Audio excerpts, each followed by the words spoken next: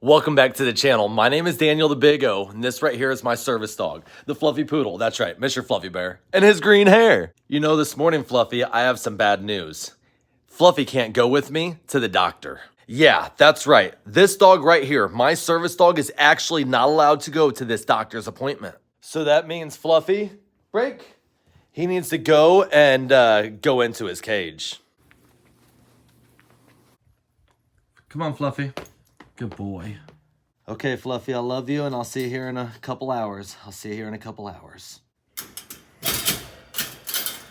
Before we actually get going in the vehicle, if you are new to the channel, I want you to subscribe to the channel. That's right, subscribe to the channel, hit that thumbs up button, and get ready to comment your favorite part. And know that we are here to motivate each and every one of you by telling our stories, showing our story through vlogs, motivational speeches, and a whole bunch more. But anyways, enough of me talking. Let's get into this episode right about right now.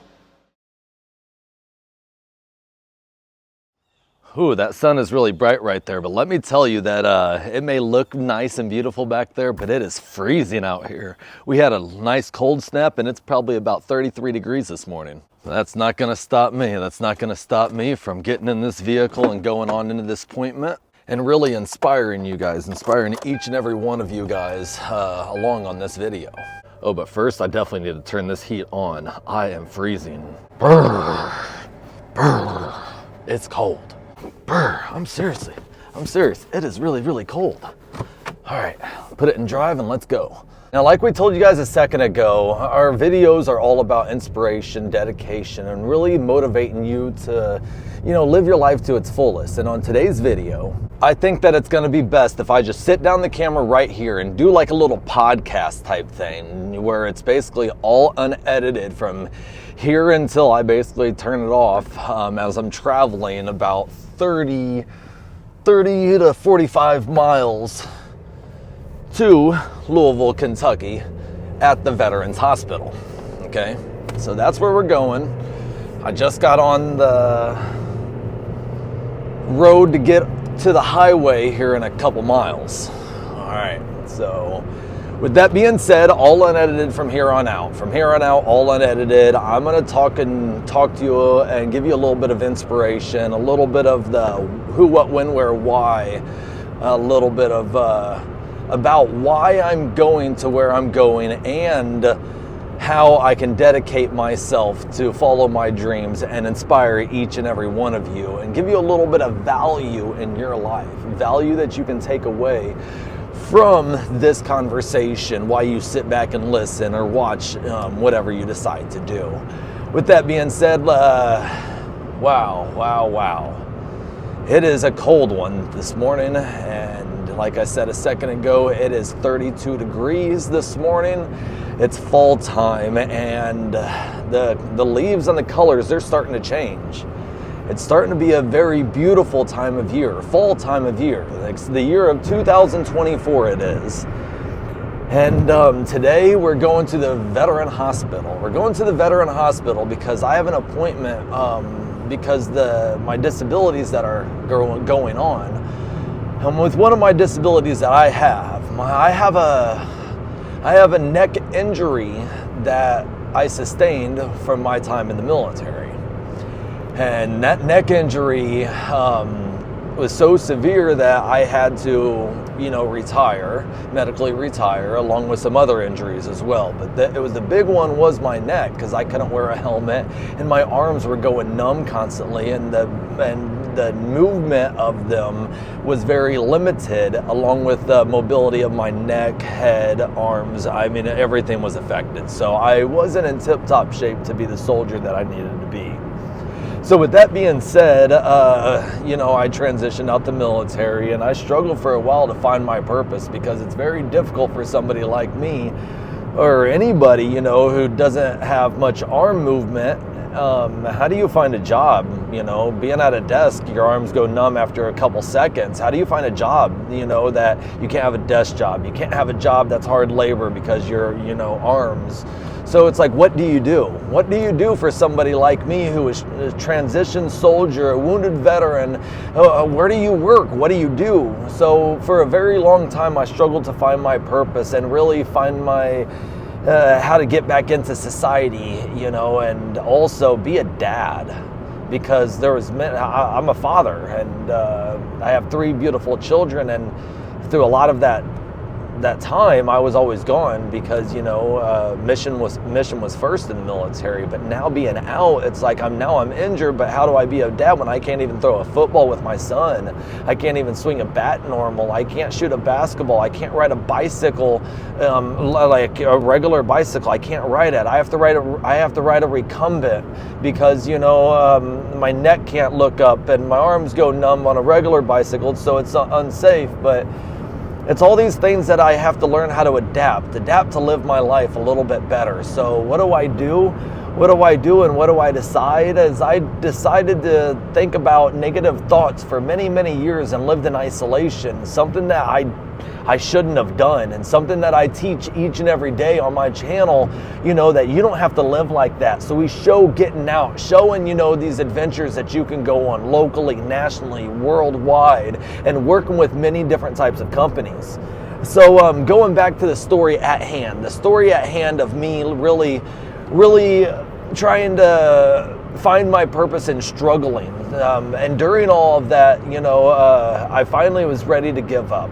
I was ready to give up because I've tried pretty much everything except surgery. And surgery was the last resort for somebody like me with the disabilities that I have. So I finally decided, all right, now's the time to go and do the surgery. But I looked right at the doctor and I said, "Doctor, if you don't change me 1% when I wake up, you know, I'm sorry, but I'm just gonna have to say goodbye to everybody." And that's literally, I looked right at him and said that, and he said, "Daniel, I promise you I'm gonna fix you in some way, shape, or form, and I can't promise you what you're gonna feel when you wake up, but I promise you that something will be improved. Something will be improved." And I said, "I hope so. I hope so." And at the time, I was a smoker, and I was smoking 3.5 packs of cigarettes a day, along with doing other horrible and nasty and bad things in my life, you know, because I was just struggling, you know, with the physical pain and mental pain of my disabilities. So I went into the surgery and I had my surgery, and during my surgery, he did what he could do. He did what he could do. And I thank him a lot, because when I woke up from my surgery, I looked right at him and I said, "Thank you, doctor. I can feel my fingertips." And each day after that, I decided that, you know, I owe it to him to live my life a little bit better than what I was. Forgive me here. I need to get on this highway, and there's construction zone. That's it's a yield area, and I need to make sure I get on real quick. All right, so forgive me. I need to pay attention really hard, really hard. All clear, left lane, good, and on the highway, parameters checked, all right, good to go. Put the cruise control on, all safe, arms are down, knees are ready, let's go. All right, so back to the problem at hand, okay? Back to the problem at hand. I woke up and I felt my fingertips again, and each day passing, I had a little more mobility. And because before my surgery, I couldn't even literally move my neck even a half a centimeter left, right, up and down. I couldn't even pick up anything, you know, more than a couple pounds. I was really struggling. So I woke up from the surgery, and each passing day was better and better. And I quit smoking. I changed my life, and I tried to do what I could to better myself. But I still struggled to find my purpose because my other disabilities were still hindering what was going on with my life. And the recovery from my neck surgery, you know, took a couple years. It was wild.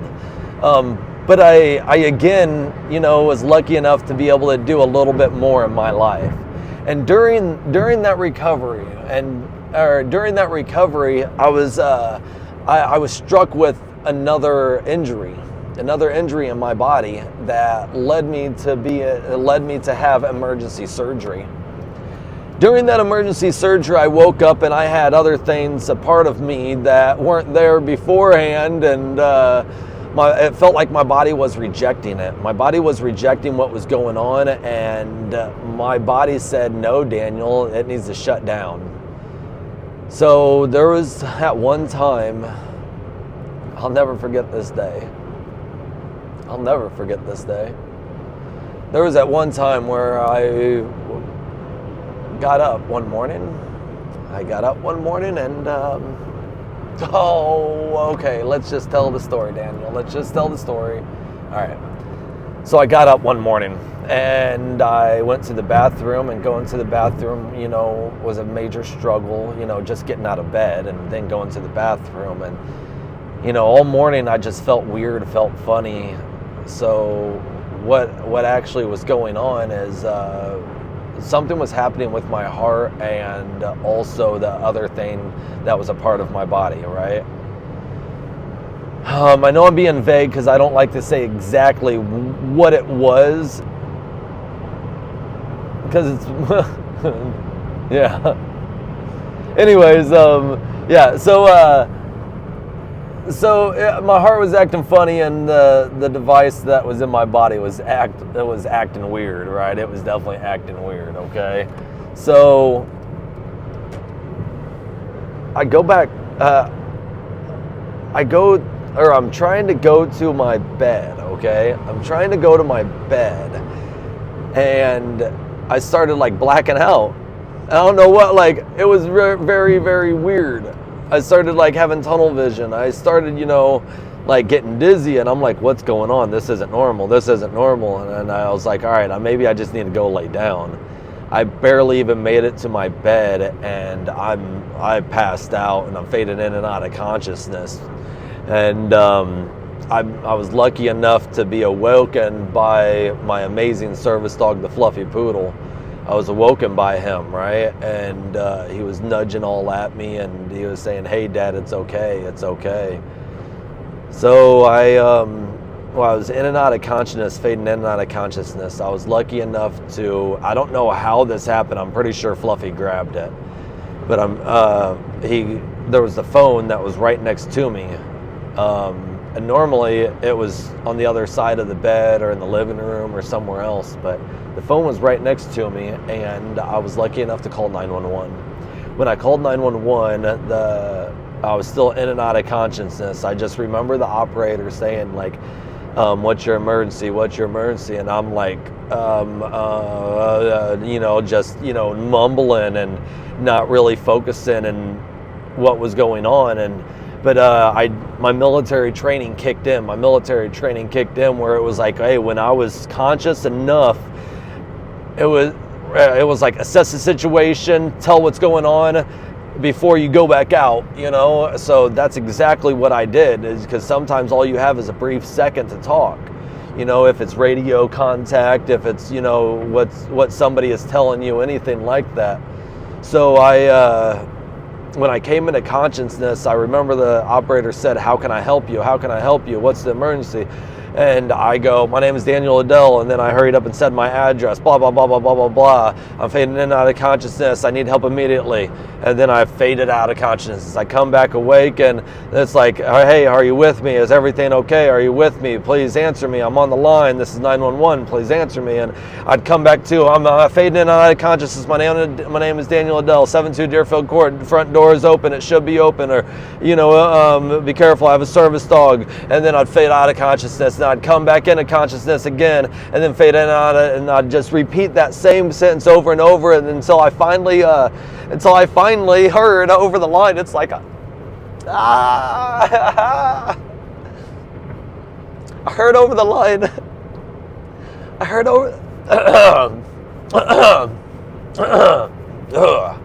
Yeah, sorry, just had a frog in my throat, right? So I heard over the line something that a lot of us, because again, I felt alone, and excuse me. So us in the military, us veterans and stuff, we always have a battle buddy. We always have somebody with us. We never do anything alone. Never ever do anything alone unless it's, for a strategic operation or for a strategic thing. With that being said, I heard over the line, I'm here with you. It's okay. I'm not leaving your side. And it hit home to me. It hit home, and I faded out of consciousness. And next thing you know, I'm waking up, and somehow, miraculously, my wife is there. Ambulance is all over, and they're like, "What's going on?" And I'm like, I don't know. And they're like, they assess me real quick. And with the way my house is, all the way, they couldn't get the stretcher in. So When I heard that, I just looked right at him and I said, "Stay next to me. When I say go, let's go." And then they looked that confused, and then I was knocked unconsciousness again. Or not like knocked unconscious, but I was unconscious again. And when I woke up, the adrenaline just hit me. It hit me full force. I literally looked at them and said, 3, 2, 1, go. I got up and I walked full speed as fast as I could to that front door, and I got to the front door and I started fading out of consciousness. I opened it up and I seen the stretcher right there, and I collapsed on the stretcher. And when I collapsed on the stretcher, they're like, "What the?" I heard them, and they're like, "What the hell's going on? Like, how's this guy going in and out of consciousness?" And then like he wakes up, he says, "What's going on?" Then he passes back out. Then he wakes up. It's like, "What's going on?" And when I come back to, I see that I'm inside of an ambulance. And they're doing vitals and stuff, and I look at them and I was like, "Hey, I just had emergency surgery. This is what just happened. I'm fading in and out of consciousness all morning. I don't know what's going on." And next thing you know,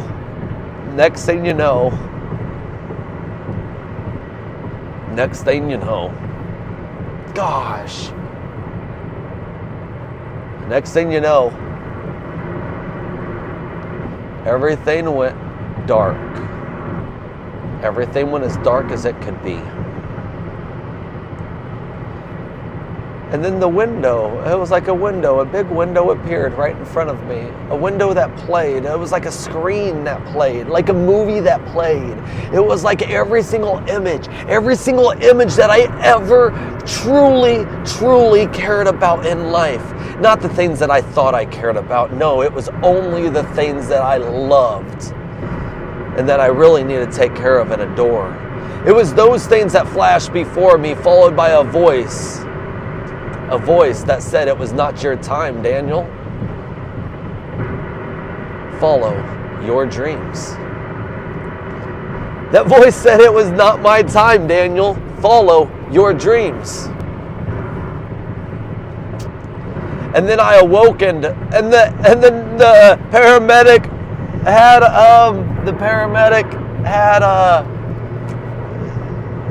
he's getting ready to reach for the defibrillator. I think that's what it's called, where they shock you, right? The paramedic was reaching for that, and next thing you know, I'm like, no, it's not my time. It's not my time. I have to follow my dreams. And she goes, "What the heck is going on?" And I go, "I don't know, but just get me to the hospital. We'll figure this out." And she goes, "Yeah, because your heart just did something crazy, and now it's back to normal. And are you okay?" And I go, "Yeah." And I didn't pass out after that. I didn't go into unconsciousness after that. I show up to the hospital, and it was weird. Everything was very weird. And following that, when I said everything was weird, it seemed like nobody understood what happened. And they go, "Yeah, you just kind of flatlined and you came back and you're happy and normal. And everything's roughly normal." And when I said roughly, like I still had some issues, right? But it wasn't as bad as what happened a minute ago and throughout, and I wasn't going in and out of consciousness and everything. So it was very, very different. very awkward. And after that day, I was really, really confused on what happened? What exactly happened? So this is where things started getting interesting in my life, and my life honestly started to change. This is where I took that sentence where it was not my time, I need to follow my dreams. I took that sentence and I really took it to heart.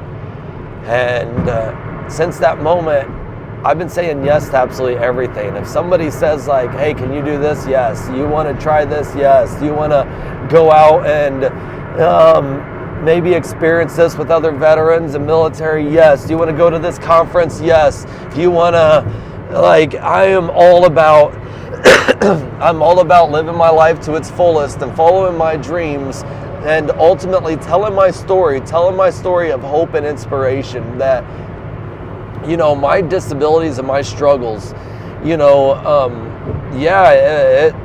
I have to learn how to adapt with life. I need to learn how to get through with what I'm going through. I need to learn how to find adaptive equipment and talk about, certain situations and let others know that you are not alone.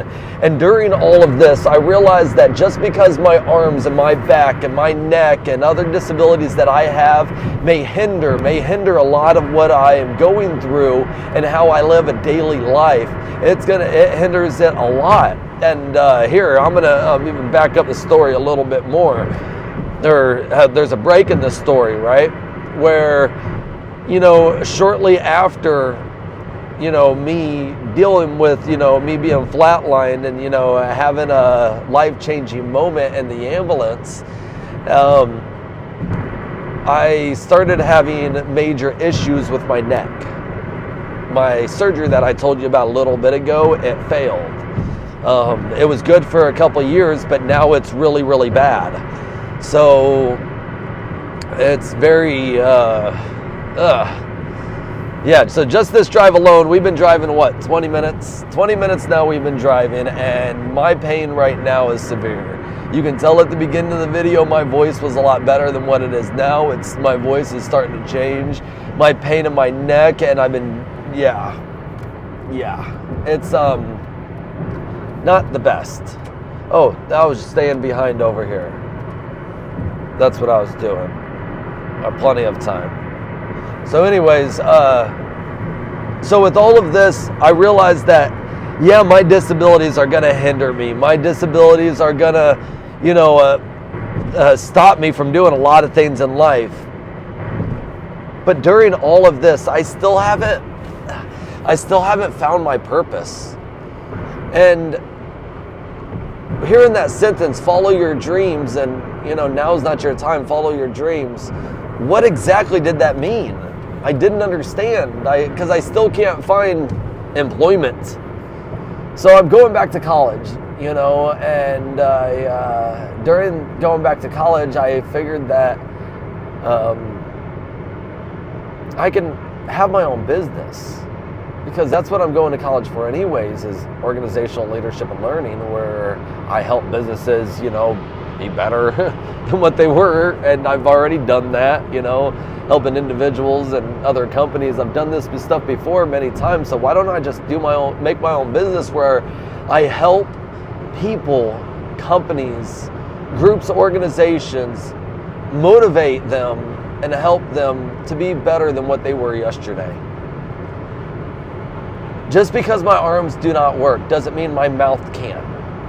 I can go in there, and my mouth and my eyes, right? I can go in there and see and hear and talk to them and inspire them and motivate them and dissect and analyze different situations and what's going on to help them become better employees and more productive in their business and in their organization and so on. I realize that my true purpose in life is to use my mouth, use my voice to tell my story and help businesses and individuals all around the world. So I would hope that the big takeaway from all of this, the big takeaway from each and every part of this video is no matter what you have been through, no matter what you are going through, learn how to adapt. Learn how to adapt and figure out what you are going through is, not figure out what you are going through. Know that what you are going through is normal and okay. It is. And you're not the only person that has been through this. And let's say that you are the only person, right? This is a brand new illness or injury that nobody's ever had. I just want you to know that you're not alone. You're not alone. I would love to talk to you. My business, Motivate LLC, would love to talk to you. Contact us over on Facebook. That's right, Motivate. That's MOTIVE, capital FATE, space LLC. Contact over us on Facebook, and we would love to work with you, your organization, anybody. I know it's a shameless plug here in the middle, but hey, it is what it is, right? With that being said, we found our purpose now. We found our purpose, and that's traveling all around the world, telling our story, working with multiple different types of companies, and organizations, really specifying the military market, the veteran market, the disability market, because that's what we really specialize in. But let's say that your business and organization needs a keynote speaker, needs, somebody to come in and motivate them to get them a little bit of inspiration, a little bit of hope, a little bit of like, hey, we can do this. Because a lot of business have a big project coming up ahead, and they invite people like me to, hey, give them that inspiration that you guys can truly do this. It's going to be hard work, but I promise you, the end result is going to be well worth it. And that's what it's ultimately all about, is going out there and working with anybody and everybody. That's what it's about, serving others. And our way of serving and helping the community and giving back is exactly that. And I love it. What's really great, everybody, is recently I've been writing a children's book. I've actually finished writing 2 children's books. I just need to really find somebody to help me with interior and exterior graphics. Yeah, gotta find somebody to do that. And then publish as well, on an extremely limited budget. But now if you're wondering what it's about, the book is about me and the Fluffy Poodle. And the Fluffy Poodle is not with me right now because he can't go to this appointment. This appointment is a procedure that service dogs are not allowed to be in. And service dogs, if you look at, ADA law and certain types of things, you don't take them to certain types of operations or procedures that need to be conducted at a medical facility. That is not safe. Okay, it's seriously just not safe, and you shouldn't hand your service animal off to somebody else in that type of environment unless it's already planned ahead and so on. Forgive me about that bump right there. We're starting to head into the city of Louisville, Kentucky, and we're on the outskirts, and these roads may start being a little poor. Bump. Oh yeah, see, roads might be a little poor here. Okay. And then also lanes are starting to get big. My head is starting to get on a swivel a little bit more. I don't have Fluffy to calm me down. Speaking about Fluffy and going back to what we were talking about, the Fluffy Poodle is not with me because he can't go. It's not appropriate. It's really not. The other place that service dogs are not allowed is in churches. Service dogs are, when I say not allowed, service dogs can be discriminated against in churches. That is 100% normal and 100% legal. And it's because they're governed under different type of law, being a private entity and stuff. I don't know the legalities of it exactly, but yes, churches can deny you access, along with government facilities, certain government facilities, and medical facilities for different types of operations and procedures. That's 100% legal and okay. With that being said, Fluffy's not with me today because I have to go and knock this one out. When I say knock this one out, I have to go get it done. I'm just gonna have to do it. What can I do, right? What can I do? What can I do?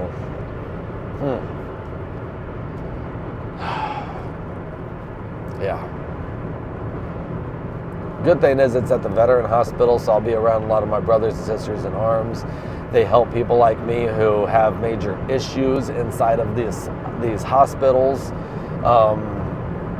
I will probably end up having issues today. I think next week I have a bigger procedure that one's going to be extremely, extremely difficult for me next week. I'm dreading that one. You guys, I'm going to really need your thoughts and prayers for next week's. Yeah, that one's going to be hard. I'll bring the camera along with me again, but I don't know how much of it I'm going to film or be able to do, or I know my mental status is going to skyrocket for that one. I tell a lot of people it's not about what I've done, it's about what I've seen. It's about what I've seen, and then what I've experienced over and over and over. And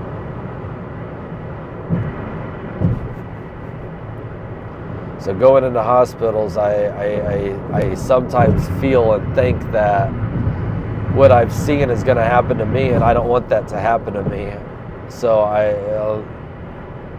don't know how to address it. I've talked about it, I don't have any issues anywhere else. Like if I'm going there for my kids, my wife, my other family members, I don't have issues. It's only about me. I used to have issues with everything, right? Now it's only with me. If anything's done with me, I have major issues. Now, today's operation and procedure is minor, so I don't have to really worry as much as next week's, which is really going to increase my mental instability when it comes to this type of environment. Only in this type of environment. Man, yeah. Look, when was it? About a year ago, maybe? Probably a year ago. I don't think it was this year. I had an operation on my heart, and the anesthesia failed, and I was awake during the whole thing. And I looked at him. I said, "Well, hey, just go ahead and do it." And they said, "Are you sure, Mr. Daniel the Big O?" And I said, "Yeah, go ahead and do the operation. If I tell you to stop, then just stop immediately, and we'll end it, right?" Because they've already gave me the max amount. They've already max anesthesia amount. They've already done everything. It was very, very different. So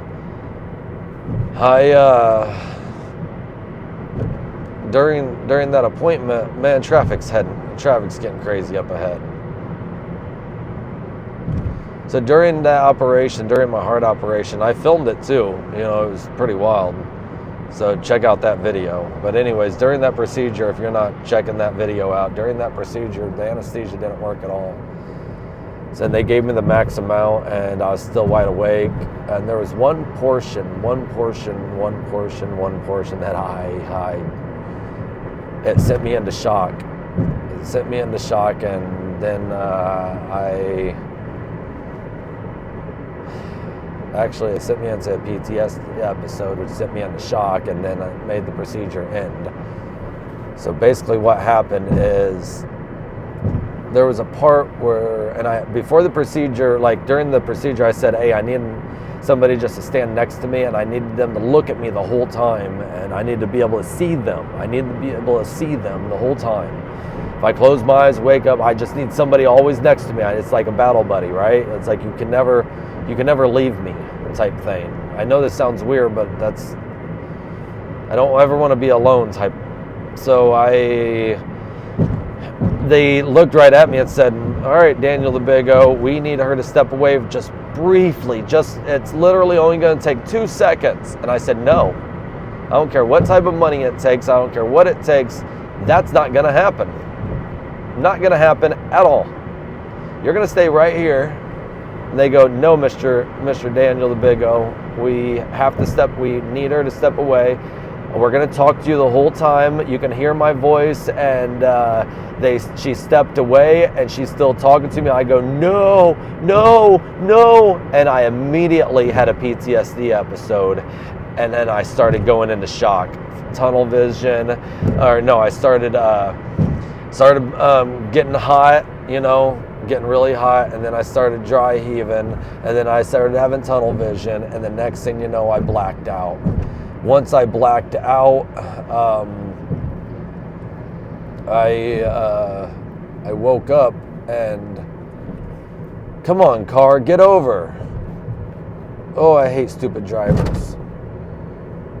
So once I blacked out, I woke back up, and the nurse was right there by my side, and she was like, everything's gonna be okay. And I was like, we're done with the procedure, end it right now. And they had to end the procedure, and I'm scared next week that's what's really gonna happen again. I'm extremely scared next week that's what is gonna happen. Is the procedure I'm having next week is gonna entail some things that I'm really scared of. I don't know how to prepare myself. I'm just gonna face it. I've told them what, they should be prepared and everything. Yeah. I also am not gonna have my service dog with me for that.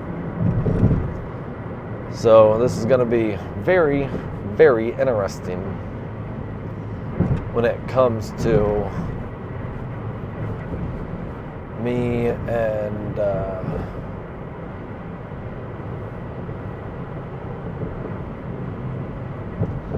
I hope I'm getting on the right exit.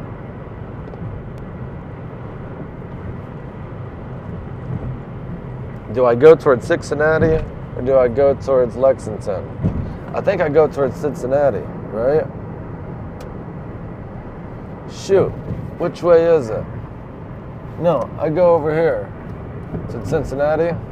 Yeah, I go towards Cincinnati. Well, we're about to find out, ladies and gentlemen, if I just made the right choice on the exit I'm supposed to take. Because, I did take the good one. I took the right one. We're passing, right now I'm passing Lynn Family Stadium. It's a big, huge, giant stadium that's right next to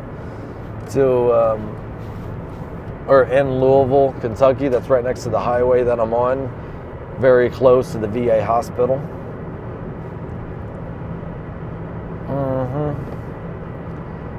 So yeah, these procedures really bother me, certain ones. If something happens to, what's crazy is I'm trained to, I'm a combat lifesaver trained to do things to other people. But I'm very, very scared if anything's done to me. I really am. Man. So today we're going over there to the VA hospital, which is roughly, the exit is 1 mile away. When we arrive, I'm going to end the video. But I want you guys to know that, I want you to take this story of inspiration and hope that, no matter what you have gone through, just like me, you can still follow your dreams. It just took me a long time to realize that. But now I want each and every one of you to know that you can seriously follow your dreams. Look at all the stuff that I've been through. Even outside of what we just talked about today, I've been through group homes, foster homes, shelters. I've moved around as a child well over, many, many different times. Yeah, many, many times. But anyways, I tell my story so you can get through your struggles. You can get through your struggles and know that it's going to be okay. You can follow your dreams and live your life to its fullest. You really can. You really, truly can. So with that being said, ladies and gentlemen, people all around the world who are watching this video, listen to this content, who's sitting back, relaxing, like, man, yeah, you've been through a lot. Yeah, you've dedicated yourself to serving, others, not by just serving your country, but also having a business now and telling your story of being a social media influencer, motivational speaker, keynote speaker, and mentor, consultant. You know, I do all of these great, amazing things with my business, Fates LLC. I do that because I know ultimately you can live your life to its fullest, just like the Fluffy Poodle and I do each and every day. Unfortunately, the Fluffy Poodle's not with me right now, and I'm just now pulling in to the VA hospital. The VA hospital that's right in front of me. So with that being said, my pain is definitely here. My pain is here, and they're not going to do anything about my pain today. The appointment today is to prepare for next week's appointment. That next week's appointment operation. It's going to prepare for that. And man, I do not want that. I don't even want to talk about it. I don't want anything.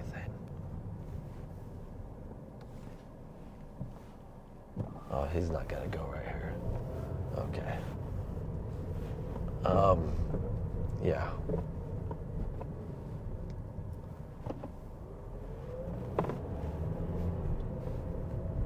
Now I gotta find a parking spot. This is what's horrible about this VA. There's absolutely no parking anywhere. It's always a struggle to find parking.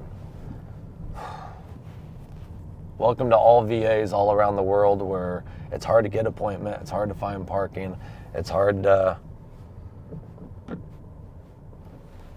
do anything. At least I get free service though. Like, most people don't even look at that. Like, that free service is amazing. At least I think it is. Maybe we'll go down this one over here.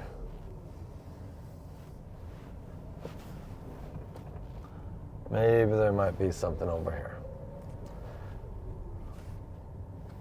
This parking lot's huge, and people just make their own parking sometimes because there's literally nothing anywhere. They have valet parking. Oh, and then they have signs over at that parking. They have valet parking, but then you have to wait like an hour or two sometimes. It's ridiculous.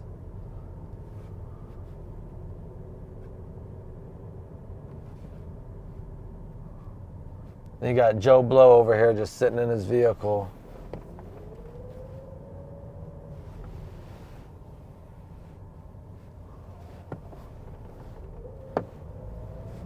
I just need to find a parking.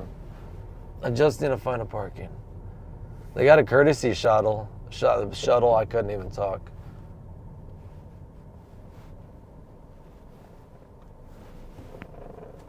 Where is parking? Look, this guy just made his own because there ain't no damn parking anywhere.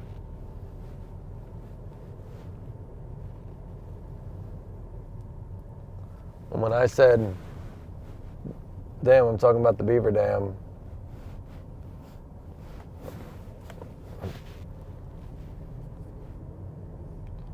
All right, no.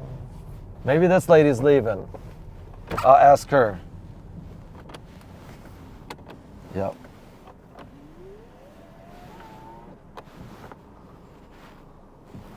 Maybe she is.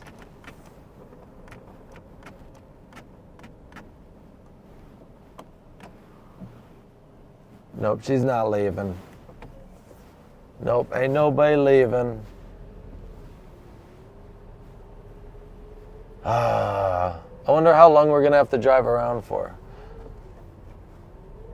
to find parking. Oh, I think I see somebody next to a vehicle over here. Are they leaving? Nope. How did they find parking? Ain't this some shit? Oh, I think this guy's leaving. Yay, this one's leaving. Outstanding. I can actually get a parking spot.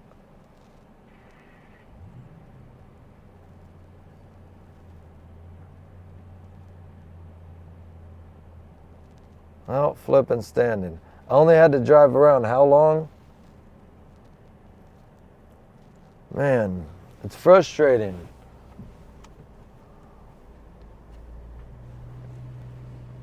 And when I say it's frustrating,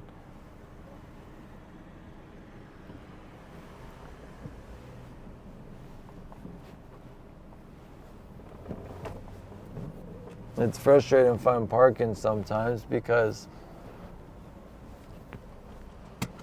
and then they do have a shuttle, like I said, they have a shuttle, okay? But I don't know if you guys can see, this parking lot's actually very, very big.